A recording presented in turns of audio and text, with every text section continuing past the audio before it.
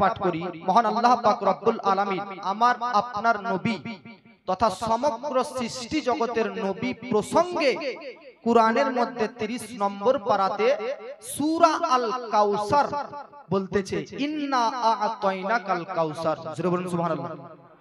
আল্লাহ পাক বলতেছে, ইন্না নিশ্চয় নিঃসন্দেহে আ'তাইনা আমি দিয়েছি, দান করেছি, আল কাউসার সমস্ত গুণবলী। সুবহানাল্লাহ বলেন। আপনারা আমরা সকলে কম বেশি প্রায় উর্দু ভাষায় বক্তব্য শুনি, উর্দু ভাষায় নাচ শুনতেছি, তবে একটু বাংলাও তো আপনারা বুঝেন কি বুঝেন না? বুঝেন না? তিনটি জিনিস মনে রাখুন, একটা হচ্ছে অল্প, আর আরেকটি হচ্ছে অল্পর উচ্চ স্তর বেশি, আর আরেকটি হচ্ছে বেশির বেশি। যদি বলা হয় স্টেজে মানুষগণ বেশি না নিচে বেশি, তো একজন উত্তর দিবে স্টেজে অল্প জনগণ আছে, আলেম ওলামা আছে, কিন্তু স্টেজের নিচে বেশি আছে। তাহলে একটা হচ্ছে অল্প, যেটা দেখা মাত্র গুনা যায়, কাউন্টিং করা যায়, গণনা করা যায়। আপনাদের দৃষ্টি স্টেজের সঙ্গে সঙ্গে পড়া মাত্র বলে দেবেন স্টেজে কতজন আছে। যে জিনিসটা সঙ্গে সঙ্গে দেখা মাত্র দৃষ্টি পড়ার সঙ্গে সঙ্গে কাউন্টিং গণনা যোগ করে নিতে পারবেন, তাকে অল্প। আর যেটা যোগ করা যাবে না, গণনা করা যাবে না, কিন্তু কিছুক্ষণ সময় নিয়ে গণনা করা যাবে, তাকে বেশি বলা হয়। কিন্তু যেটা কাউন্টিং করা যাবে না, গণনা করা যাবে না, হিসাব করা যাবে না, তাকে বলা হয় বেশির বেশি। সুবহানাল্লাহ বলেন। अब তিনটি জিনিস বাংলায় শুনলেন, এবার আরবিতে শুনুন। একটা হচ্ছে অল্প, তাকে আরবিতে বলা হয় কালিলুন, আর একটা হচ্ছে বেশি, তাকে আরবিতে বলা হয় কাসিরুন। তো কালিলুন অল্প, এটাকে গুনা যায়, হিসাব করা যায়, কিন্তু বেশি কাসিরুন এটাকে গুনা যাবে, তবে একটু টাইম লাগবে। তাই বেরাদার অল্প এটাকে কালিল, বেশি এটাকে কাসির, আর যেটা বেশির বেশি গুনা যাবে না, হিসাব করা যাবে না, কাউন্টিং করা যাবে না, তাকে বেশির বেশি আরবিতে বলতেছে কাউসার। ওটাই আমার আপনার নবীকে দান করেছে। আবার শুন, কুরআনের মধ্যে একটা আয়াত পড়ি, আর একটু শুনুন, তারপর বুঝতে পারবেন। আল্লাহ পাক রব্বুল আলামিন বলতেছে, মাতাউদ দুনিয়া কালিলুন। আচ্ছা বলেন তো, পৃথিবীর মধ্যে কত প্রকারের প্রাণী আছে? আপনারা কি হিসাব করতে পারবেন? জোরে বলেন। পৃথিবীর মধ্যে কত প্রকারের বৃক্ষ, তরুলতা, গাছপাতা, ফল ফুল আছে? হিসাব করা যাবে? পৃথিবীর মধ্যে কত প্রকারের মানব, কত প্রকারের মানুষ বাস করতেছে? হিসাব করতে পারবেন? আপনি বলবেন না। পৃথিবীর মধ্যে কত রকমের মাটি রয়েছে? হিসাব করতে পারবেন? না। পৃথিবীর মধ্যে কত প্রকারের জল পানীয় প্রাণী রয়েছে? হিসাব করতে পারবেন? না। পৃথিবীর মধ্যে কত প্রকারের পোকা মাকড় আছে?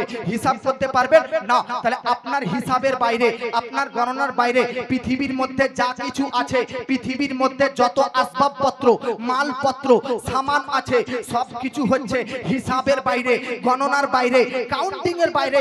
হিসাব করতে পারবে না যে পৃথিবীতে কত কিছু আছে। আপ দেখুন মুআজ্জাজ, পৃথিবীতে যত কিছু আছে আপনার হিসাবের বাইরে, আপনার কাউন্টিং এর বাইরে, তবে আপনাকে কি মনে হচ্ছে যে বেশির বেশি?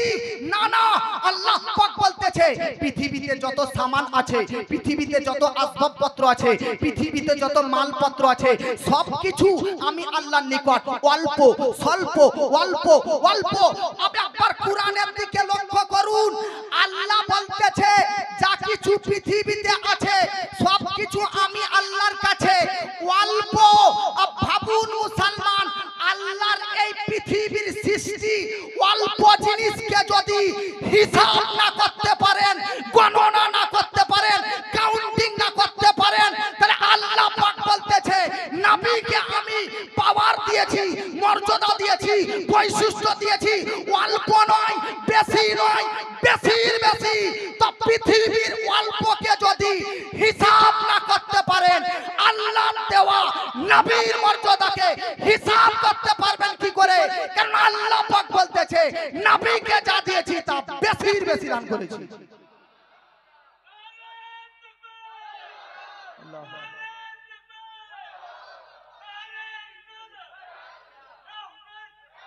পৃথিবীর মধ্যে যত সামান আছে এটা আল্লাহর নিকট অল্প, যা কিছু পৃথিবীতে আছে অল্পকে যদি কাউন্টিং হিসাব না করতে পারেন তাহলে আল্লাহর দেওয়া নবীর মর্যাদাকে হিসাব করতে পারবেন? জোরে বলেন পারবেন? এইজন্য আল্লাহ পাক বলতেছে সূরা আল ইনশিরা ওয়া রাফা'না লাকা যিকরাক, হে নবী আমি আপনার বৈশিষ্ট্য, আপনার মর্যাদা, আপনার শান, আপনার পাওয়ারকে আমি আল্লাহ পাক উঁচু করেছি। আপনাদেরকে যদি জিজ্ঞাসা করি আল্লাহর কাছ থেকে নবীর কাছে বার্তা নিয়ে আসার দায়িত্বে, আল্লাহর কাছ থেকে ওহী নিয়ে আসার দায়িত্বে কে ছিল? তো আপনারা বলবেন হযরতে জিবরাইল আলাইহিস সালাম। ফেরেশতা মুগনদের মধ্যে প্রিন্সিপাল, ফেরেশতাদের মধ্যে হেড শিক্ষক, সকল ফেরেশতাদের মধ্যে আজকে লিডার সরদার হযরতে জিবরিল আমিন আমার আপনার নবীর কাছে আসার পর বলতেছে হাবিব গো, তাবিব গো, নবী গো, আপনার মর্যাদা আল্লাহ পাক কতটা উঁচু করেছে, কিভাবে উঁচু করেছে। আতাদরি কাইফা রাফাতু যিকরাক, আপনি কি জানেন, আপনি কি জানেন যে আপনার মর্যাদা, আপনার পাওয়ার আল্লাহ কতটা উঁচু করেছে? তো নবী বলতেছে আল্লাহু আ'লামু, আল্লাহ সবচাইতে জ্ঞানী, আল্লাহ সবচাইতে বেশি অবগত, আল্লাহ সবচাইতে বেশি জানেন তিনি আমার মর্যাদা কতটা উঁচু করেছে। আল্লাহ পাক বলতেছে, শুনুন ধ্যান দিয়ে কর্ণপাত করুন, আল্লাহ পাক বলতেছে নবী আপনি জানেন আপনার মর্যাদা কতটা উঁচু করেছি? তো হাদিসে কুদসির মধ্যে লিপিবদ্ধ রয়েছে আল্লাহ পাক বলতেছে ইদা যুকিরতু যুকিরতা মাই, নবী আপনার মর্যাদা এতটা উঁচু, এতটা বৃদ্ধি, এতটা বৃহত্তম করে দিয়েছি যে যেখানে আমি আল্লাহর জিকির হবে তার পাশাপাশি, তার কাছাকাছি, তার নিকটবর্তী, তার সঙ্গে সঙ্গে আপনারও জিকির হতে থাকবে। তাহলে হাদিস থেকে প্রমাণ আল্লাহ যেখানে জিকির হবে তার পাশাপাশি নবীর জিকির হবে। আবার আসুন কোরআনকে জিজ্ঞাসা করি আল্লাহর জিকির কোথায় কোথায় হয়? তো কোরআনের মধ্যে পাঁচটি সূরা, সূরার নাম সূরা হাদিদ, সূরার নাম সূরা জুমা, সূরার নাম সূরা সাফ, সূরার নাম সূরা তাগাবুন। এই 5-6টি সূরার প্রথম আয়াতকে লক্ষ্য করুন, আল্লাহ পাক বলতেছে সাব্বাহা লিল্লাহি মা ফিস সামাওয়াতি ওয়াল আরদ বা ইউসাব্বিহু লিল্লাহি মা ফিস সামাওয়াতি ওয়াল আরদ। আল্লাহর জিকির কোথায় কোথায় হয়? 7 আসমান 7 জমিনের প্রত্যেকটি অঙ্গ প্রত্যঙ্গ, প্রত্যেকটি কীট পতঙ্গ, প্রত্যেকটি নদী নালা, প্রত্যেকটি গাছপালা, প্রত্যেকটি পশু পাখি জানোয়ার ইনসান সবকিছু আল্লাহর জিকির করতে থাকে। ইতিপূর্বে হাদিস থেকে বুঝালাম যেখানে আল্লাহর জিকির সেখানে নবীর জিকির। আর কুরআন বলতেছে সারা জগতের মধ্যে আল্লাহর জিকির হতে থাকে। তো বুঝা গেল দিবালোকের ন্যায় যেমনটি ভাবে সারা কুল কায়নাতে আল্লাহর জিকির হতে থাকে তার পাশাপাশি আমার আপনার নবীরও জিকির হতে থাকে। এতটা জিকির না হযরতে আদমের হয়েছে, এতটা জিকির না হযরতে নূহ আলাইহিস সালামের হয়েছে, এতটা জিকির না হযরতে ইয়াকুব ও ইউসুফ ও দাউদের হয়েছে, এতটা জিকির না হযরতে ঈসা ও মুসার হয়েছে, এতটা জিকির না হযরতে ইব্রাহিম ও ইসমাইল হয়েছে।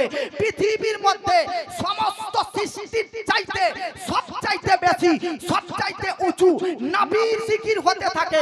এই জন্য বেরেলির ইমাম ইশক মোহাম্মদ আলা হযরত আজিমুল বরকত লিখতেছে सबसे आला वो वाला हमारा नबी, सबसे वाला वो वाला हमारा नबी, खल्क से औलिया, औलिया से रसूल और रसूलों से आला हमारा नबी।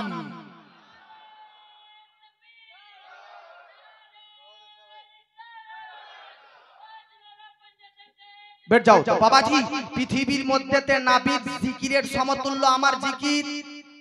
আমাদের জিকিরের সঙ্গে নবীর জিকিরের কোনো তুলনা হয়? জোরে বলুন।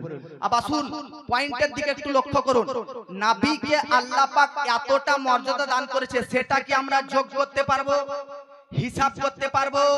পারবো না। আবার আসুন আল্লাহ পাক বলতেছে ইন্না আ'তাইনা। আপ স্টেজের মধ্যে আলিম উলামা রয়েছে আর আপনারাও যারা আরবি শিক্ষিত তারা একটু ধ্যান দিন। আ'তাইনা এই শব্দটির অর্থ কি? তো এই আ'তাইনা আলিফ আইন ত ইয়া নুন হয়ে আ'তাইনা। আর কুরআনের মধ্যে এক জায়গাতে আরেকটা আতাইনা আছে, ওয়ালাকাদ আতাইনা। আল্লাহ পাক কুরআনের মধ্যে বলতেছে ওয়ালাকাদ আতাইনাকা সাবআম মিনাল মাসানি, আছে কি না? সাবআম মিনাল মাসানি। আল্লাহ পাক কুরআনের মধ্যে বলতেছে নবী আমি আপনাকে দিয়েছি সাবঈ মাসানি অর্থাৎ সূরা ফাতিহা আর পুরো কুরআন শরীফটা। জোরে বলেন মুহাব্বতে বলেন সুবহানাল্লাহ। সূরা কাউসারে আতাইনা যেটা আছে ওই আতাইনা শব্দটার অর্থ দেওয়া। আর কুরআনের সূরা আল হিজরের 83 নম্বর আয়াতে একটা আতাইনা আছে, ওই আতাইনাটা হচ্ছে আলিফ তা ইয়া নুন। সূরা কাউসারের আতাইনাটার উচ্চারণ আলিফ আইন তা ইয়া নুন, আর সূরা হিজরের 83 নম্বর আয়াতটা শুধু আলিফ তা ইয়া নুন। আল কাউসারে আতাইনা শব্দের অর্থ দেওয়া, সূরা হিজরের 83 নম্বর আয়াত আতাইনা এটার মানেও দেওয়া। কিন্তু দুটো দেওয়ার মধ্যে পার্থক্য কি জানেন? দুটো দেওয়ার মধ্যে ডিফারেন্স পার্থক্য হচ্ছে সূরা আল কাউসারে আতাইনা এই দেওয়াটার মানে শুধু দিয়েনি নবী, যা দিয়েছি সবকিছুর মালিক পর্যন্ত করে দিয়েছি। জোরে বলেন। আর সূরা আল হিজরে, আচ্ছা বলুন তো, আল্লাহ পাক নবীকে কোরআন শরীফ দিয়েছে কি দেয়নি? দিয়েছে কি দেয়নি? সূরা ফাতিহা দিয়েছে কি দেয়নি? সূরা বাকারা দিয়েছে কি দেয়নি? সূরা ইখলাস দিয়েছে কি দেয়নি? তো পুরো কুরআনের কথা যখন আল্লাহ বলতেছে তখন শুধু বলতেছে আতাইনা, মানে দিয়েছি। আর কুরআন ছাড়া জান্নাত যত মর্যাদা আছে সবার ব্যাপারে যখন আল্লাহ পাক বলতে যখন বলছে আতাইনা, তো এর তাৎপর্য কি? তো জগৎবাসী এই যে মোবাইলটা দেখতেছেন, এই মোবাইলটা হযরতকে যদি বলি মোবাইলটা ধরেন, তো এর মোবাইলটা দেওয়া একটা, এনাকে হযরতকে ধরেন বললাম, এটা একটা উদাহরণ দিচ্ছি যে হযরত আপনাকে মোবাইলটা পুরোপুরি দিয়ে দিলাম, গিফট দিয়ে দিলাম, এর মানে হচ্ছে মোবাইলটার ওনাকে মালিক করে দিলাম নাকি? আর কি ওনার কাছ থেকে আমি এটা মোবাইলটা নিব না, কারণ এই দেওয়ার মানে হচ্ছে পুরোপুরি দিয়ে মালিক করে দেওয়া। আর আরেকটা দেওয়া কেমন আছে? হুজুর নেন, আমি স্টেজে ওয়াজ করার পর নিচ্ছি, এর মানে কি যে দিলাম কিন্তু কিছুক্ষণ পর আবার কিন্তু ব্যাক নিয়ে নিব। তো আল্লাহ পাক বলতেছে নবী আপনাকে কুরআন দিয়েছি, কিন্তু এই দেওয়ার মানে হচ্ছে দিয়েছি আবার নিয়ে নিব। কুরআনের মালিক আপনাকে করিনি। জগৎবাসী কুরআনের মালিক যদি নবীকে করা হতো তো কুরআনের আয়াত নবী চেঞ্জ করতে পারত, পরিবর্তন করতে পারত, এদিক ওদিক করতে পারত, আয়াতের অর্থ আয়াত আজকে মুআজ্জিজ এদিক ওদিক করে দিত। কিন্তু 1400 বছর পূর্বে যেই রকম কুরআন নাযিল হয়েছে, যেই রকম কুরআন অবতীর্ণ হয়েছে, যেই রকম পৃথিবীতে এসেছে, আজ পর্যন্ত কুরআনের একটা আয়াতও চেঞ্জ হয়নি, একটা আয়াতও পরিবর্তন হয়নি, একটা আয়াতও এদিক ওদিক হয়নি। কেন? কারণ আল্লাহ পাক নবীকে কুরআন তো দিয়েছে, কিন্তু আতাইনা দিয়ে আলিফ তা ইয়া নুন দিয়ে, অর্থাৎ শুধু দিয়েছি, কিয়ামতের দিন এই কুরআন আবার আমি নিয়ে নিব। কিন্তু সূরা আল কাউসারে যে আতাইনা বলেছি, আতাইনা আর আল কাউসার, সে দেওয়ার মানে হচ্ছে জান্নাত দিয়েছি, মালিক করে দিয়েছি। আপনাকে নবী লিয়াউল হাম দিয়েছি, মালিক করে দিয়েছি। কাউসার দিয়েছি, মালিক করে দিয়েছি। ইয়া নবী যা কিছু কুরআন ছাড়া মর্যাদা আছে সব কিছু দিয়েছি, তো তার মালিক করে দিয়েছি। এই জন্য বেরেলির ইমাম ইশক মোহাব্বত আলা হযরত আজিমুল বরকত মুজাদ্দিদিন মিল্লাত কানজুল কারামাত জাবালুল ইস্তিকামাত শাইখুল ইসলাম ও মুসলিমিন আয়াতুম মিন আয়াতিল্লাহ মুজিজাতুম মিন রাসূলিল্লাহ কারামাতে গৌসে আযম আশিকে নবী ওলিয়ে কামিল ফাকিয়ে ইসলাম আশা ইমাম আহমদ রাজা খা লিখতেছে, मैं तो मालिक ही कहूंगा वो मालिक के हबीब, मैं तो मालिक ही कहूंगा वो मालिक के हबीब, यानी महबूब और मुहिब में नहीं मेरा तेरा। জোরে বলেন সুবহানাল্লাহ। এটা সূরা আল কাউসারের একটু ব্যাখ্যা। আচ্ছা একটা কথা আপনাদেরকে বলে দিই, প্রতিটি সূরা এবং কিছু আয়াত দুনিয়াতে আসার একটা কারণ আছে, আছে কি না? শানে নুজুল, দুনিয়াতে আসার একটা কারণ নয়। আপনি জানেন সূরা আল কাউসারটা নাজিল হয়েছে কেন? এটা আল্লাহ পাক আমার নবীর শত্রুদেরকে জবাব দেওয়ার জন্য নাজিল করেছেন। अब একটা সুর দিয়ে বলতেছে, একটু মহব্বতে বলুন সুবহানাল্লাহ। বাবাজি মিল্লাত ইসলামিয়া পৃথিবীর মধ্যেতে ব্রাদার, আপনাদের বাড়িতে ছেলে মেয়ে আছে, আপনাদের বাড়িতে ছেলে মেয়ে আছে, স্টেজের এক কোণা থেকে লাস্ট পর্যন্ত যদি জিজ্ঞাসা করি আপনার বাড়িতে কটা ছেলে, তো আপনি ঝটাঝট বলে দিবেন আমার বাড়িতে এতটা ছেলে।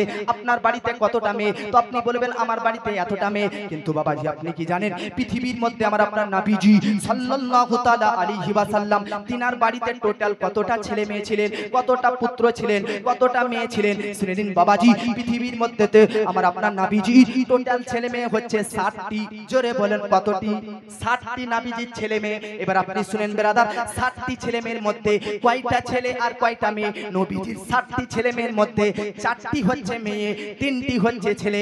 নাম শুনে নিন ব্রাদার, একটা ছেলের নাম আব্দুল্লাহ, একটা ছেলের নাম কাসিম, একটা ছেলের নাম ইব্রাহিম, 3টি ছেলে হলো বেবাদার। এবার আসুন 4টি মেয়ের নাম। একটা মেয়ের নাম উম্মে কুলসুম, একটা মেয়ের নাম জাইনাব, একটা মেয়ের নাম রুকাইয়া, আর একটা মেয়ের নাম হচ্ছে ফাতিমা রাদিয়াল্লাহু আলাইহিম আজমাইন। জোরে বলেন কোন বাপ মা নাই যে তার ছেলেকে ভালোবাসে না? আজ কিছু কিছু ছেলে মেয়ে বলতে থাকে আমার বাপ মা আমার জন্য অমঙ্গলময়, অকল্যাণময়। কি করেছে আমার বাপ মা আমার জন্য? আমার বাপ মা তো খারাপ।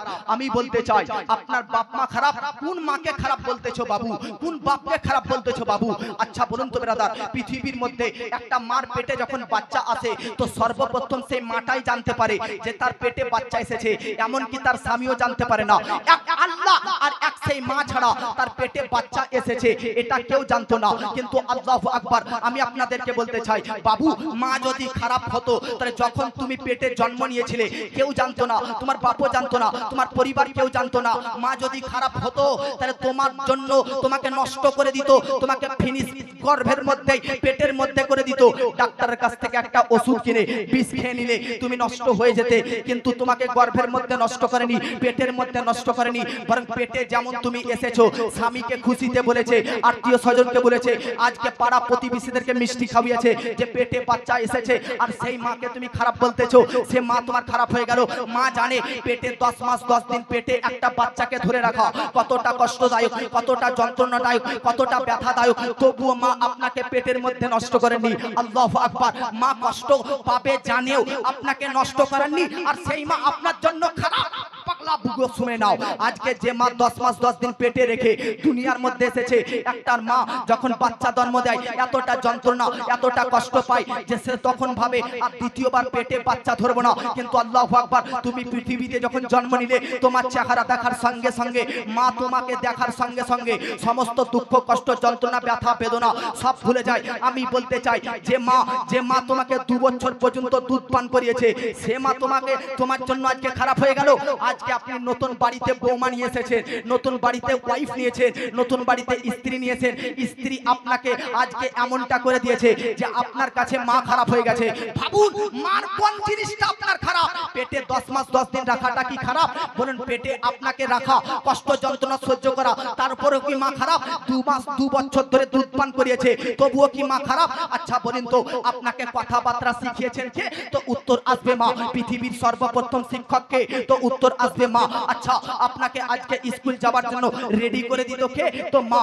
আমি আপনাদেরকে বলতে চাই, বাপের কি ছেলের ওপর কোনো অবদান থাকে না? আমি বলতে চাই হ্যাঁ, বাপেরও অবদান ছেলের ওপর থাকে, কিন্তু মায়ের অবদান প্রকাশ্যে আর বাপের অবদান হচ্ছে অপ্রকাশ্যে। মা যে জামা পোশাক পরে সে জামা পোশাকের খরচা বাপ বহন করে। আজকে ছেলে স্কুলের ব্যাগ, আজকে ছেলে স্কুলের বইপত্র যে কিনে মা তো ভরে দেয় ব্যাগে, মা তো রেডি করে দেয়, কিন্তু ব্যাগ আজকে বইপত্র এ সমস্ত খরচা বহন করে কে? বাপ। আমি বলতে চাই মা দুধের ব্যবস্থা, মার স্তনে দুধ আসে, মা ভিটামিন খাবার পর ভিটামিনের ব্যবস্থা করে কে? বাপ। আমি বলতে চাই বাপেরও অবদান ছেলের ওপর আছে। আরে জগৎবাসী, মা হচ্ছে বাড়ির রানী আর বাপ হচ্ছে বাইরের রানী।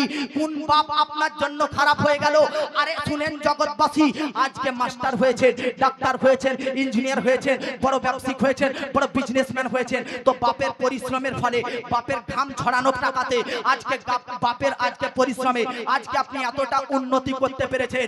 জগৎবাসী শুনে নেন, এক মা যে 10 মাস 10 দিন পেটে রেখেছে আর 2 বছর ধরে দুধ পান করিয়েছেন, আর আপনার ক্যারিয়ার, আপনার জীবন, আপনার লাইফকে তৈরি করার জন্য এক বাপ রোদের তাপে ঘামকে ঝরিয়ে ঝরিয়ে 20 বছর পর্যন্ত আপনাকে খাওয়িয়েছেন, পড়িয়েছেন, সব ইচ্ছা পূরণ করেছেন।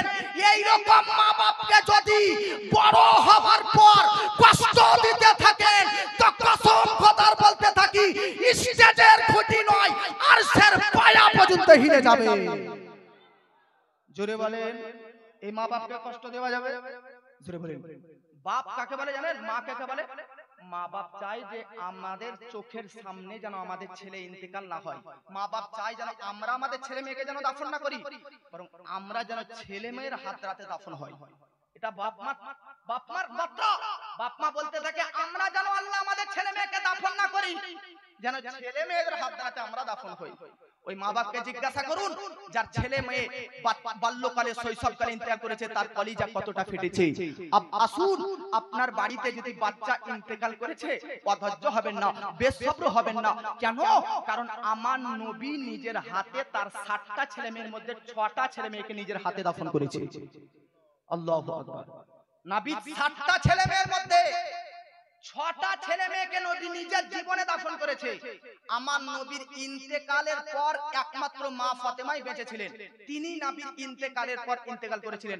বাকি নবীর সব কয়টি ছেলে মেয়ে নবী নিজের জীবদ্দশাতে নিজের হাত দ্বারা দাফন করেছে। বাপের আদরের সবচাইতে মেয়ে হয়, কিন্তু বাপের ভবিষ্যৎ, বাপের ফিউচার ছেলে। নবীর তিনটি ছেলে সাবালগই হয়নি, বিয়ে তো দূরের কথা, নাবালক অবস্থাতে নবী 3টি ছেলেকে ইন্তেকাল করতে হয়েছে। বলুন কতটা কষ্ট, কতটা যন্ত্রণা। নবী 3টি ছেলে ইন্তেকাল করেছে। আবার আসুন দেখুন বাবাজি, আমার নবীর বাড়িতে 3টি পরস্পর নবীর ছেলে ইন্তেকাল করতেছে, তো আরবের কাফেররা নবীকে নিয়ে কটূক্তি করতেছে যে নবী তো বংশ কাটা হয়ে গেল। কেন? কারণ বাপের বংশ ছেলের মাধ্যমে চলে না মেয়ের মাধ্যমে? যারা বলেন ছেলের মাধ্যমে না মেয়ের? ছেলের। নবী 3টি ছেলেই তো ইন্তেকাল করলো নাবালক অবস্থাতে। অতএব আরবের কাফেররা বলতেছে নবী বংশ কাটা হয়ে গেল, নবী লেজ কাটা হয়ে গেল। এটাকে আরবিতে বলতেছে আবতার। আবতার বংশ কাটা, লেজ কাটা, ছিন্নহীন হয়ে গেল, ভিন্নহীন হয়ে গেল। কেন? আবু জেহেল, আবু লাহাব, উতবা, উতাইবা আরবের কাফির, মক্কার কাফির, মদিনার কাফিররা নবীর 3টি ছেলে বাল্যকালে ইন্তেকাল করা দেখে বলতেছে দেখ দেখ দেখ দেখ, মুহাম্মদের 3টে ছেলে ছিল, তো 3টে ছেলে ইন্তেকাল করে গেল। এর মানে হচ্ছে আর আগে নবীর বংশধর থাকবে না, আর নবীর বংশধর আর আগে আসবে না। এর মানে নবীর চর্চাও হবে না, নবীর চর্চা এখানেই শেষ, এখানেই ফিনিশ। যেমন ভাবে যেমনটি এই আরবের কাফেররা নবীর ছেলে ইন্তেকাল করেছে সব কয়টা বলে কটূক্তি করতে লেগেছে, আজকে নবীকে নিয়ে আজকে খারাপ মন্তব্য করতে লেগেছে, অশ্লীল কথাবার্তা বলতে লেগেছে, নিকৃষ্ট কথা বলতে লেগেছে।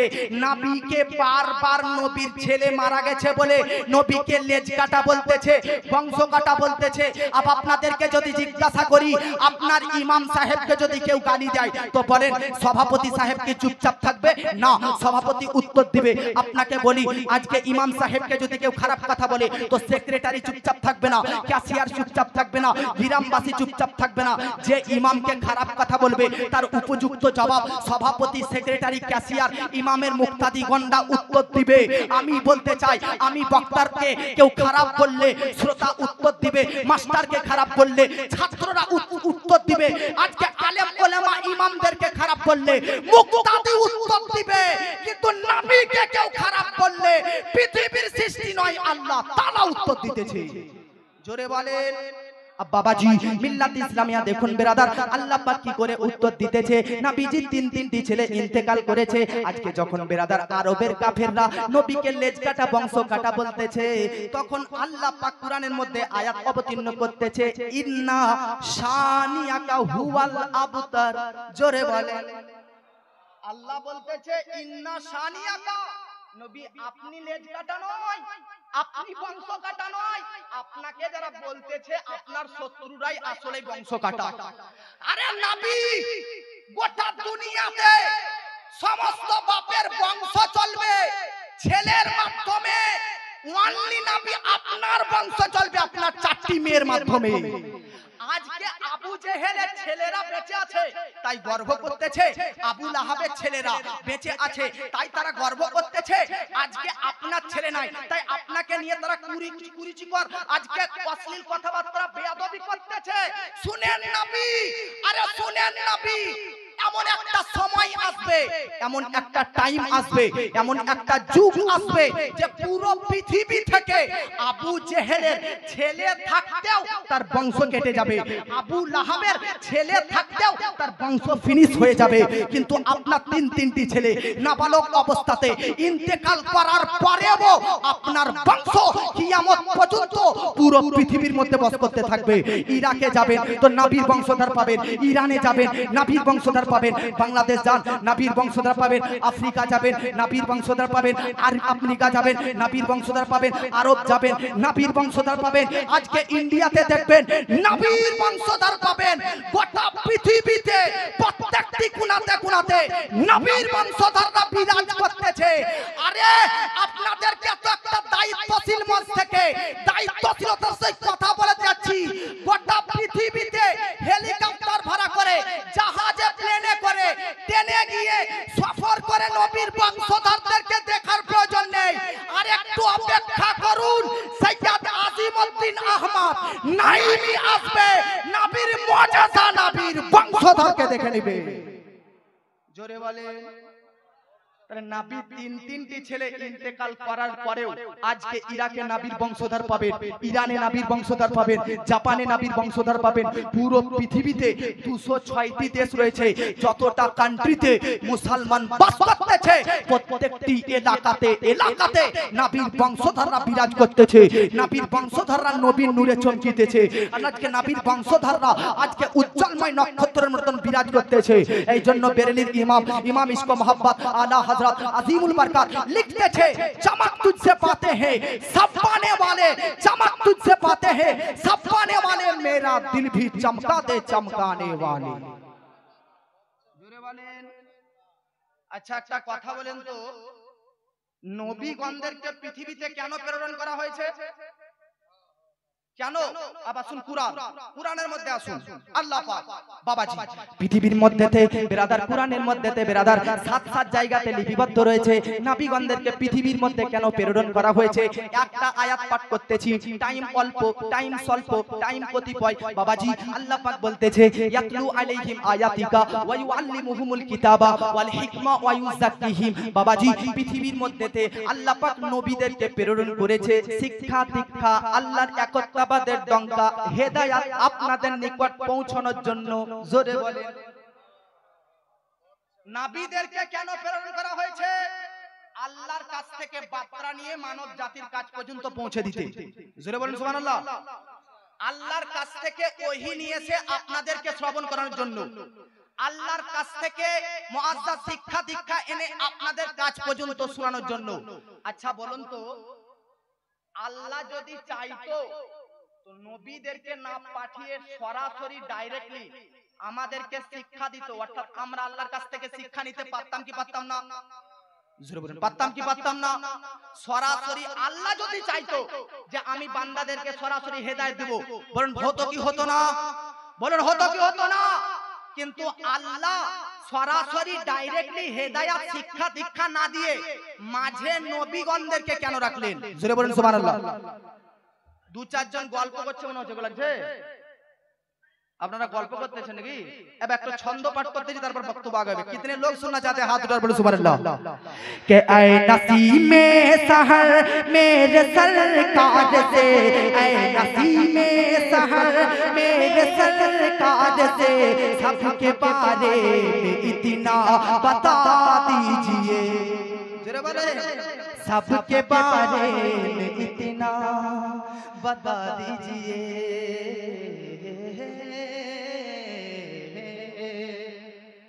मैं थोड़ा बहुत नात भी पढ़ना जानता हूँ हुजूरों की दुआओं से। तो आज तो ये तकरीर का दिन है ना, इसलिए मैं नात कम पढ़ रहा हूँ ताकि आप लोगों को बात ज्यादा सुना पाऊँ। लेकिन आप लोग इधर उधर दिमाग को, माइंड को घुमा रहे हैं, इसलिए एक शेर पेश करना चाहता हूँ। हाथ उठाकर बोलो सुभान अल्लाह। के ऐ नसीमे सहर मेरे सरकार से, ऐ नसीमे सहर मेरे सरकार से, सबके बारे में इतना बता दीजिए, सबके बारे में इतना बता दीजिए।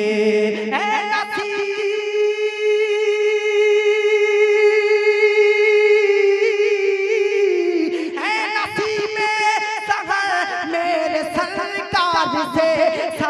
बारे में इतना बता दीजिए, या तो सबको मदीना बुला लीजिए।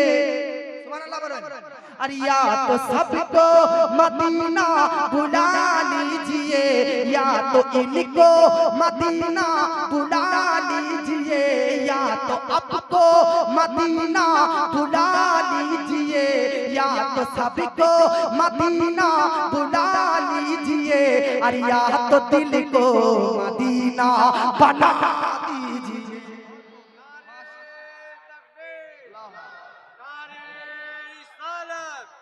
सरकार की आमद, दिलदार की आमद, आका की आमद, नारे तकबीर, नारे रिसालत। मोहब्बत से बोलिए सुभान अल्लाह।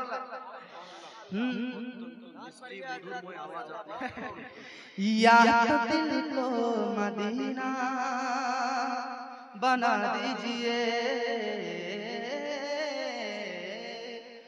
আমাদের বীরভূম আর মুর্শিদাবাদে স্টেজে দেখছেন বক্তাও আছে, শায়ের আছে, কিন্তু আমাকে যদি কেউ নিয়ে যায় শায়েরও লাগে না, शायरों लगा ना, क्योंकि हजरत में शायर का भी काम करा देता हूँ। तो इसलिए आप लोग मोहब्बत के साथ बोलिए सुभान अल्लाह। या तो दिल को मदीना बोलिए बना दीजिए, या तो दिल को मदीना बना दीजिए। काम तो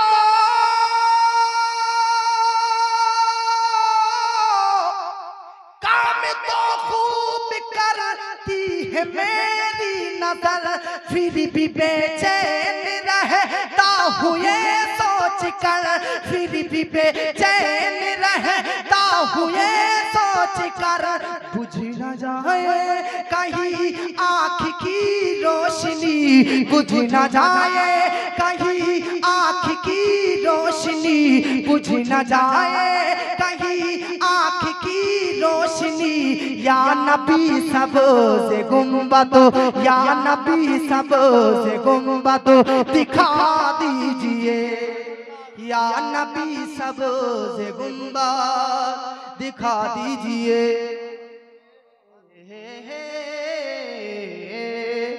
मोहब्बत के साथ बोलिए सुभान अल्लाह।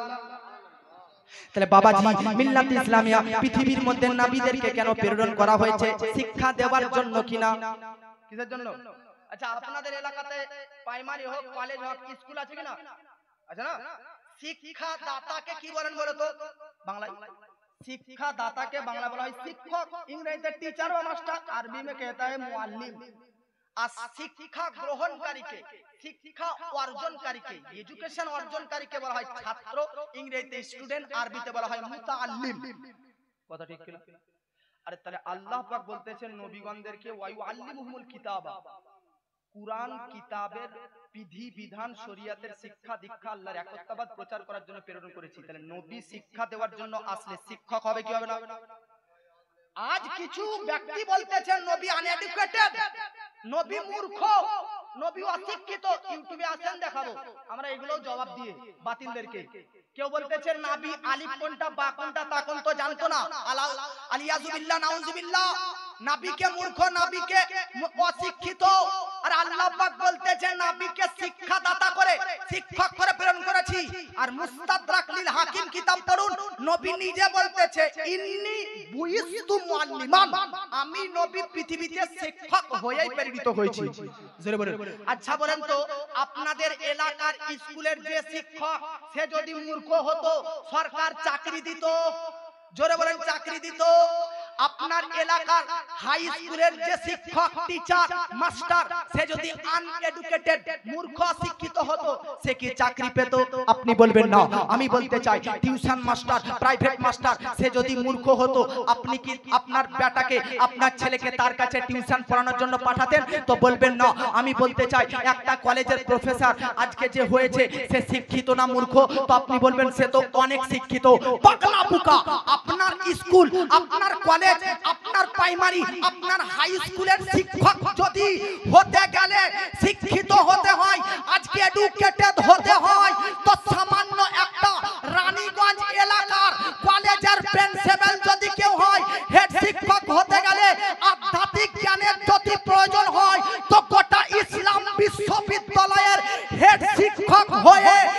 নাবি পৃথিবীতে আসছেন, তিনি কিভাবে মূর্খ হতে পারে? জোরে বলেন, নাবি মূর্খ হতে পারে? নাবি অশিক্ষিত হতে পারে না? জোরে বলেন সুবহানাল্লাহ। আল্লাহ পাক কুরআনের মধ্যে বলতেছে, আল্লাহ পাক কুরআনের মধ্যে বলতেছে, ওয়ালা তাকুলু লিমাই ইউকতালু ফি সাবিলিল্লাহ। জোরে বলেন সুবহানাল্লাহ। আর মহব্বতে বলেন সুবহানাল্লাহ। আর হাত উঠা করে বলেন সুবহানাল্লাহ। अब अल्लाह पाक বলতেছেন নবী শিক্ষা দেওয়ার জন্য পৃথিবীতে এসেছে, শিক্ষা দিচ্ছেন, ইসলামের প্রচার ও প্রসার করতেছেন, আল্লাহর একত্ববাদের ডঙ্কা বাজাচ্ছেন। তো আরবের কাফের আবু জেহেল, আবু লাহাব, উতবা, উতাইবা, উবাই ইবনে খাল, মুনাফিকিন, মুশরিকিন, কাফির, এরা সবাই নবীর কথাকে অস্বীকার অমান্য করে দিল। তো আল্লাহ পাক বলতেছে ইন্নাকা লা তুসমিউল মাউতা, নবী এরা প্রত্যেককেই হচ্ছে মৃত। কি বলল আল্লাহ? আল্লাহ কি বলল? মৃত, মাউতা, মৃত। আচ্ছা বলুন তো আপনাকে কি মনে হচ্ছে আমি জীবিত না মৃত? ভাই আমি জীবিত না মৃত মনে হচ্ছে? আর ভাই কথা বলেন না, জীবিত না মৃত? अच्छा जीवन का नाम मरण का नाम जिंदगी क्या है और मौत क्या है? तो আপনারা যেটা ভাবেন জীবন হচ্ছে নিঃশ্বাস চলাচলের নাম, অক্সিজেন চলাচলের নাম জীবন, আর নিঃশ্বাস অক্সিজেন বন্ধ হওয়ার নাম মরণ।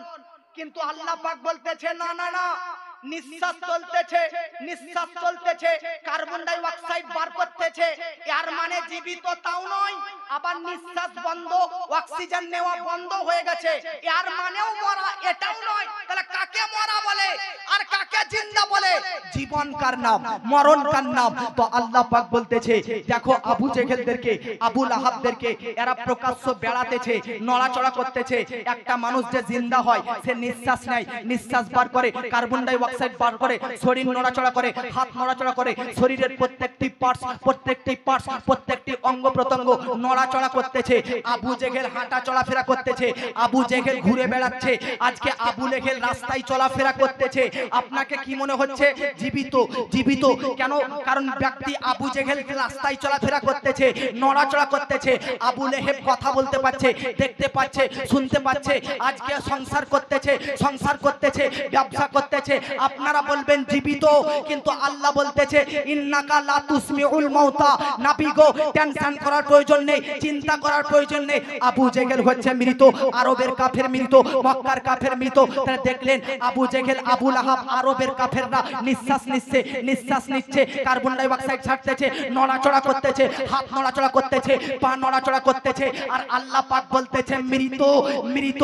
কিন্তু কারবালার প্রান্তরে একদিকে হুসাইনের মাথা, একদিকে হুসাইনের বডি, হযরতে আব্বাস আলম বারদারের একদিকে হাত, একদিকে পা, একদিকে সিনা, হযরতে কাসেমের একদিকে চামড়া, একদিকে শরীরের নাক, একদিকে শরীরের চোখ, একদিকে আজকে আল্লাহর পথে যুদ্ধ করতে করতে কখনো বদর, কখনো উহুদ, কখনো হুনাইন, কখনো খাইবার, কখনো কারবালা, প্রতিটি যুদ্ধের প্রান্তরে মুসলমানরা যুদ্ধ করতে করতে শহীদ হয়ে যাচ্ছে। তো শহীদ হয়ে যাচ্ছে, একজনের পা 10 কিলোমিটার দূরে, তো একদিকে মাথা 5 কিলোমিটার দূরে, শরীর 2 কিলোমিটার দূরে, তো মাথা 5 কিলোমিটার দূরে। এবার আপনাদেরকে কি মনে হচ্ছে বলেন তো? মৃত। আল্লাহ পাক বলতেছে ওয়ালা তাকুলু লিমা ইকতালু ফি সাবিলিল্লাহ, খবরদার, সাবধান, ডেঞ্জার, এদেরকে মৃত বলো না, মৃত বলো না। আল্লাহকে বললাম আল্লাহ ব্যাপারটা কি? আবু জেহেল, আবু লাহাব চলাফেরা করতেছে, হেঁটে চলে বেড়াচ্ছে, নিঃশ্বাস নিতেছে, ওদেরকে মরা বলতেছো, আর ইমাম হোসেন কারবালার প্রান্তরে বডি আর মাথা হচ্ছে দিমাশকে, তুমি বলতেছে জীবিত। ব্যাপারটা কি? তো আল্লাহ পাক পুরো জগৎবাসীকে বলতেছে নিঃশ্বাস চলাচলের নাম জীবন নয়, আর নিঃশ্বাস বন্ধ হওয়ার নাম মরণ নয়। আসল জীবন কার নাম, আসল মরণ কার নাম? তো আল্লাহ পাক বলতেছে যারা পৃথিবীর মধ্যে আল্লাহর প্রেমে, নবীর প্রেমে, ইসলামকে মহব্বত করে, ইসলামকে বাঁচানোর জন্য নিজের গাদ্দানকে বিলীন করে দেয়, কবরে যাওয়ার পরে তারা জীবিত হয়ে যায়। কিন্তু যারা নবীর শত্রুতাতে জীবন যাপন করতেছে, জীবিত মনে হলেও তারা আসলেই মৃত। জোরে বলেন, আল্লাহর প্রেমে যারা নিজের জানকে বিসর্জন করে দিবে, কবরের পরেও তারা জীবিত না মৃত? আর যারা ইসলামের দুশমনগিরিতে, ইসলামের শত্রুতাতে জীবন যাপন করবে, তারা মৃত না জীবিত? তারা হচ্ছে মৃত। শহীদ কারা? আজ একজন ব্যক্তি প্রশ্ন করতেছে, আচ্ছা যুদ্ধ করতে করতে মানুষ যখন লড়াই করে, আপনারা লড়াই করেন কি করেন না? করেন না ঝগড়া? করেন না? আপনারা ভালো যুবক ছেলে, আমাদের এলাকাতে একটা যুবককে যদি এক থাপ্পড় মেরে দেন ভাই 5 মিনিট পর ওইখানে দাঁড়াতে পারবে না, ও আরো 10টা ছেলে এসে আপনাকে গাবপিটা করবে। আপনার এদিকে হতা কি না? তো লড়াই করলে মানুষের কখনো হাত ফাটে, কখনো নাক ফাটে, কখনো চোখ ফাটে, কখনো মানুষ মারাও যায়, কি হয় না? কারবালার প্রান্তর, বদরের প্রান্তর, যে কোনো প্রান্তর, যে কোনো ময়দান, বদরের যুদ্ধ, যে কোনো যুদ্ধের ময়দান দেখে নিন, একদিকে হাত কেটে পড়ে রয়েছে, একদিকে পা কেটে পড়ে রয়েছে, একদিকে সিনা ফেলে পড়ে রয়েছে, রক্তে রক্তে চতুর্দিকে লাল হয়ে যাচ্ছে, চোখ বেরিয়ে পড়তেছে, লোম ঝুলে পড়তেছে, জিভা বার হয়ে পড়তেছে। আপনি বলবেন হুজুর উনাদের কি কষ্ট হয় না, উনাদের কি যন্ত্রণা হয় না, উনাদের কি ব্যথা হয় না? ব্যথা হওয়ারই তো কথা, যন্ত্রণা হওয়ারই কথা। হাত কেটে পড়ে যাবে, পা কেটে পড়ে যাবে, গার্দান কাটা হবে, আর ব্যথা হবে না এমনটা তা নয়। তো হাকিকাতটা কি? তো নবী বলতেছে, তিরমিজি শরীফের হাদিস, আশ-শাহীদু লা ইয়াজিদু আলামিল কাতলি ইল্লা কামা ইয়াজিদু আহাদুকুম আলামিল ফারসাতি। আরে আল্লাহর জন্য যখন কেউ হাত কেটে দেয়, কেউ পাও কেটে দেয়, কেউ পেট ফেড়ে দেয়, কেউ সিনা কেটে দেয়, তখন তার যন্ত্রণা কতটা হয়? একটা পিঁপড়া শরীরে কামড়ালে যতটা আপনি ব্যথা অনুভব করেন, আল্লাহর পথে কেউ গার্দান দিলে সে ততটাই ব্যথা পায়। सुभान अल्लाह बोले। একটা পিঁপড়া एक चींटी की बराबर एक शहीद को तकलीफ पहुंचती, वो महसूस करता है। तो अपनी बोलबेन ये कैसे मुमकिन है? नारे तकबीर, नारे रिसालत, मसला के आला हजरत,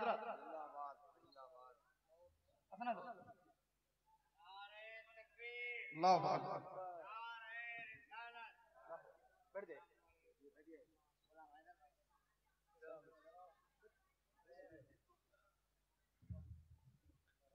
अरे मामुन रशीद साहब शायर इस्लाम शायर हिंदुस्तान এসেছেন। তো আমি বলতেছিলাম একজন শহীদ ব্যক্তি কতটা কষ্ট পায় শহীদ হবার সময়, পিঁপড়া কাটার নাই যতটা কষ্ট ততটা কষ্ট পায়। জোরে বলুন সুবহানাল্লাহ। আপনি বলবেন এটা কিভাবে সম্ভব? তো শুনেন, যাদের অন্তরে হাকিকাতে আল্লাহর মহব্বত, নবীর ইশক, নবীর প্রেম, নবীর লাভ থাকবে, তাদেরকে জিজ্ঞাসা করুন যে তোমরা কি চাও? একজন শহীদ হাকিকাতে নবী প্রেমিক, আল্লাহ প্রেমিক বলতে চাই, আরে আল্লাহ যদি 1000টা জান দেয় তবু আল্লাহর প্রেমে, নবীর প্রেমে এই জানটাকে কুরবান করে দিব। এজন্য আলা হযরত বলতেছে, কারু तेरे नाम पे जा फिदा न बस, करूं तेरे नाम पे जा फिदा न बस एक जा दो जहां फिदा, दो जहां से भी जी नहीं भरा, करूं क्या करोड़ों जहां नहीं। জোরে বলেন সুবহানাল্লাহ। আচ্ছা বলেন তো, আপনাদের কি কখনো অপারেশন হয়েছে? কাটাকুটা কখনো কোনো ছোটখাটো বড় ধরনের অপারেশন হয়নি? হয়েছে না? हजरत अगर किसी आदमी का हाथ टूट जाए तो वो अगर अस्पताल जाए, हाँ, तो जाने के बाद इस हाथ को जब जोड़ा लगाएगा वो डॉक्टर साहब, तो ऐसा ही करेगा या आपका वापस करेगा या इंजेक्शन करेगा, आपको बेहोश करेगा, कुछ ना तो कुछ करेगा ना। আপনার এই হাত ভেঙে গেছে, তো এই ভাঙা হাড়কে চূর্ণ বিচূর্ণিমূলক হাড়টাকে জোড়া লাগানোর জন্য হয়তোবা ডাক্তার এই জায়গাটাকে অভ্যাস করবে, না হয়তোবা বড় ধরনের হলে পুরো শরীর বডিটাকে বেহুশ অর্থাৎ অজ্ঞান করে দিবে। अब ভাবুন আপনার ওই ইনজেকশনের কতটা পাওয়ার, কতটা প্রভাব, কতটা ইনজেকশনের অ্যাকশন শক্তিশালী, যে এখানে ছুঁড়ে দিলে এটা যদি কেটেও দেয় পুরো হাড়ি পর্যন্ত তাও বুঝতে পারা যায় না। জগৎবাসী, তাহলে একটা ইনজেকশন কি क्या औकात है নবী के इश्क के मुकाबिल? একজন একটা ইনজেকশনের অ্যাকশনের কি ক্ষমতা আছে নবীর প্রেমের কাছে? আর একটা ইনজেকশনের অ্যাকশনে যদি আপনার হাত কেটে দেয় বুঝতে পারেন না কেন? কারণ হাত কাটার ব্যথা থেকে ইনজেকশনের অ্যাকশনটা হচ্ছে বেশি। ঠিক আল্লাহর প্রেমে যারা নিজেকে শহীদ কুরবান করে দেয় তাদের শরীরে ইশকে রাসূলের এমন ইনজেকশন করা থাকে যে তাদের দেহকে 1000 টুকরে भी বুঝতে পারেন না। जोरे बोलें सुभान अल्लाह, आप मोहब्बत बोलें सुभान अल्लाह। अब आओ, मेरा अभी भी 15-20 मिनट टाइम है, 10 मिनट। कारबालार प्रांतरे 11:40 बज रहा है, 16 मिनट टाइम, 12 बजे तक टाइम नहीं है, बाद में आके बढ़। कारबालार प्रांतरे इमाम हुसैনের সঙ্গে ইয়াজিদের লড়াই কেন, ইয়াজিদের যুদ্ধ কেন নাকি, এটা মেইন পয়েন্ট আপনাদের জানতে হবে। কারবালার যুদ্ধ 61 হিজরিতে, ইমাম হোসেনের জন্ম 4 হিজরিতে, এখন চলছে 1447 হিজরি নাকি। একটা কথা মনে রাখবেন, আপনারা 2 মিনিটে কথা বুঝুন। ধরেন এই দিকটা হচ্ছে কি মদিনা, এটা হচ্ছে মক্কা, এটা হচ্ছে ইরাক, এটা হচ্ছে দিমাশক।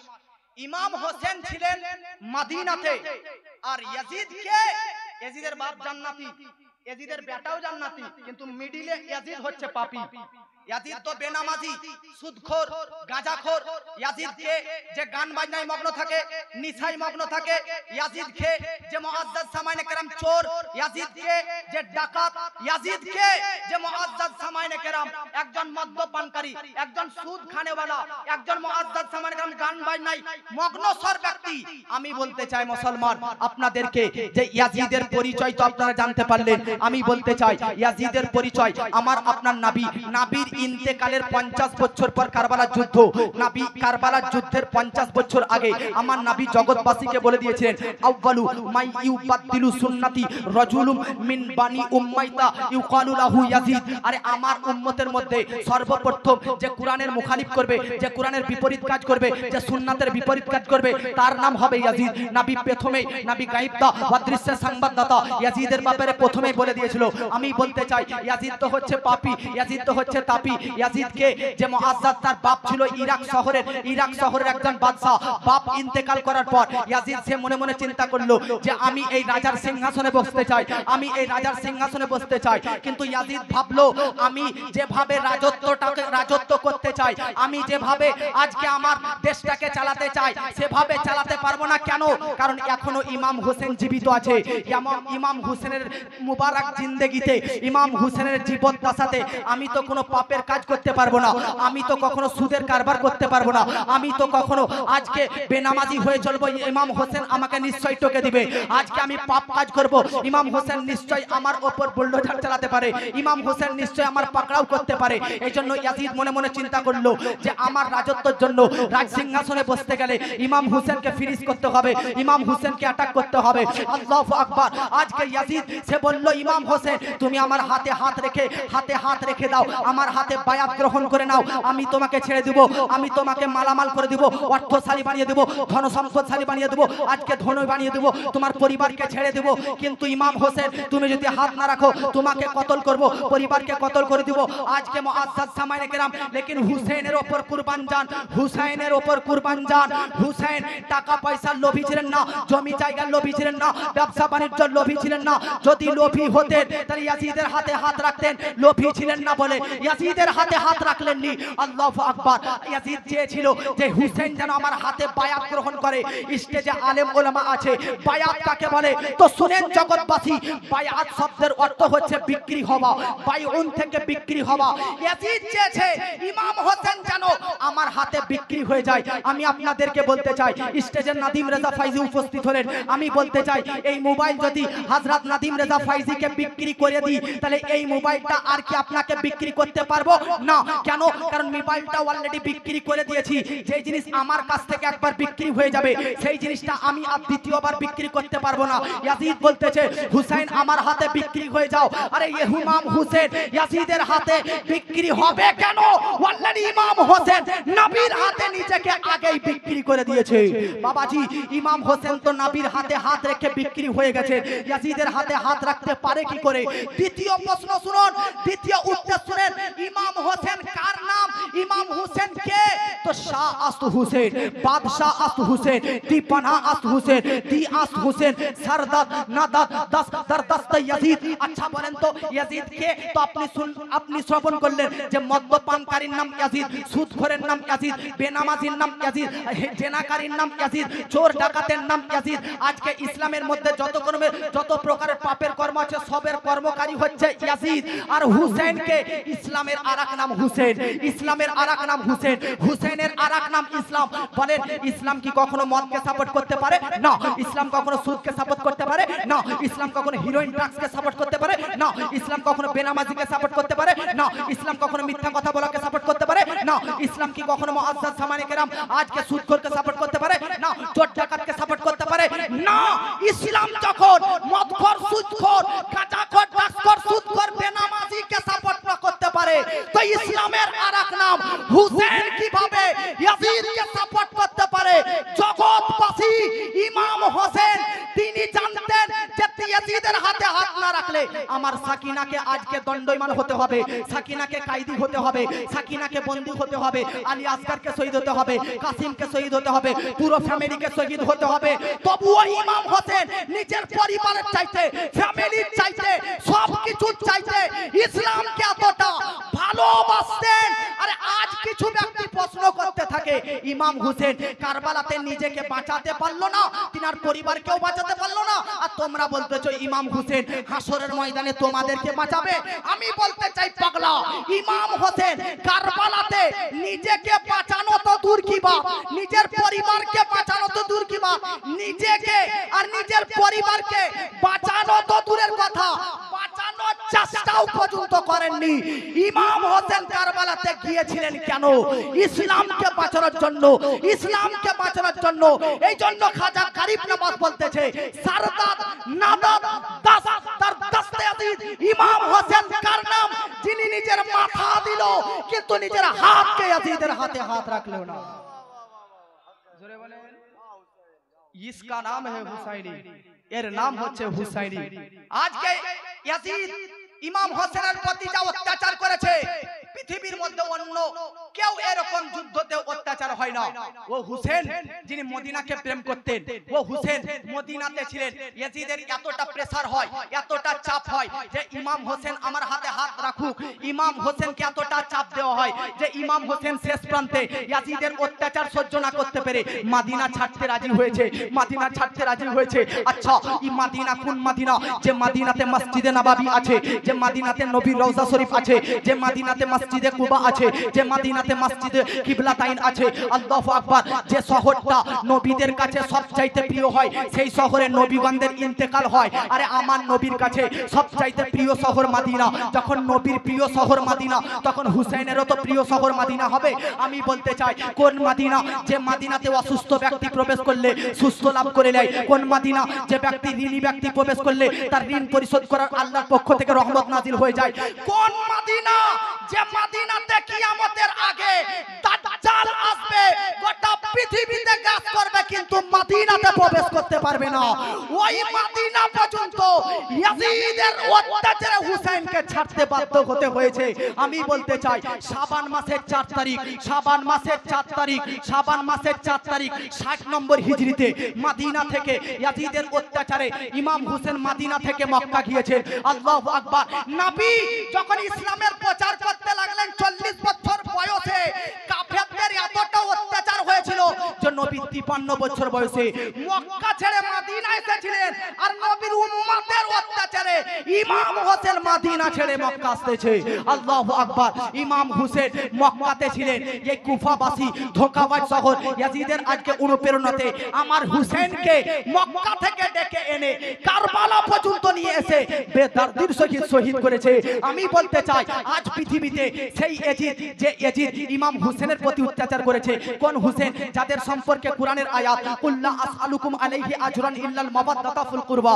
কোন ইমাম হোসেন? যাদের ব্যাপারে আহলে বায়াত সম্পর্কে আল্লাহু আকবার কোরআনে ইন্নামা ইউরিদুল্লাহ লিযহিবা আনকুম রিজসা আহলাল বাইত ওয়া ইউতাহিরুকুম তাতহিরা আয়াত নাযিল হয়েছে। আল্লাহু আকবার। যে হোসেন সম্পর্কে আমার নবী বলতেছে আল হুসাইনু মিন্নি ওয়া আনা মিনাল হুসাইন। কোন ইমাম হোসেন? যে ইমাম হোসেন সম্পর্কে আমার নবী বলতেছে ইনি হচ্ছে জান্নাতের ফুল। কোন ইমাম হোসেন? যে হোসেন সম্পর্কে নবী বলতেছে জান্নাতি যুবকদের সর্দার। দাও কোন ইমাম হোসেন যে ইমাম হোসেনের আজকে কখনো নবী চুমু খেয়েছে, গলায় চুমু, লফে চুমু, কপালে চুমু, গালে চুমু, যে ইমাম হোসেনকে মহব্বত করা মানে নবীকে মহব্বত করা। কোন ইমাম হোসেন যে ইমাম হোসেনকে প্রেম করা মানে আল্লাহকে প্রেম করা। সে ইমামকে সে ইমামের ফ্যামিলিকে ইয়াজিদি বাহিনী মিলে আজকে হত্যা শহীদ করেছে। আর সেই ইয়াজিদকে বর্তমান যুগের কিছু ইয়াজিদি মুসলমান বাস করতেছে, তারা বলতেছে ইয়াজিদ হক पर है, ইয়াজিদ সঠিক ব্যক্তি, ইয়াজিদকে আমিরুল মুমিনিন বলতে পারো। নাউজুবিল্লাহ, ইয়াজিদের ব্যাপারে যদি পড়েন তো হিস হিলে যাবে। কারবালার যুদ্ধ 61 হিজরিতে, শুধু কারবালাই দ্বিতীয় প্রথম শেষ এটা নয়, ইয়াজিদ কারবালার যুদ্ধের পর 2 বছর পর 63 হিজরিতে মক্কা মদিনার প্রতি অ্যাটাক করে। মদিনা যে মদিনাতে কারবালার যুদ্ধের 2 বছর পর আবার ইয়াজিদ কারবালা থেকে 2 বছর পর মদিনাতে অ্যাটাক করে 10,000 জনসাধারণকে শহীদ করেন, 1700 সাহাবায়ে কেরামকে শহীদ করেন, 700 হাফিজ কুরআনকে শহীদ করেন, আজকে কুরাইশ গোত্রকে শহীদ করেন। প্রায় সাহাবীকে মক্কার প্রতি মদিনার প্রতি অ্যাটাক করনে वाला এই রকম ইয়াজিদি কখনো জাহান্নামী হতে পারেন না। এইজন্য কোন এক দিয়ালে একটা riwayat অনুযায়ী নবীর আজকে জন্মের 500 কোন কিতাবে 300 বছর আগে লেখা ছিল আতারজু উম্মাতুন কাতালাত হুসাইনা শাফাআতা জাদ্দিহি ইয়াউমাল হিসাব। যারা ইমাম হোসেনকে শহীদ করেছে তার ফ্যামিলিকে, তারা কখনোই নাতিন ইমাম হোসেনের নানার শাফাআত পেতে পারে না। বাস অনেক টাইম হয়ে গেছে।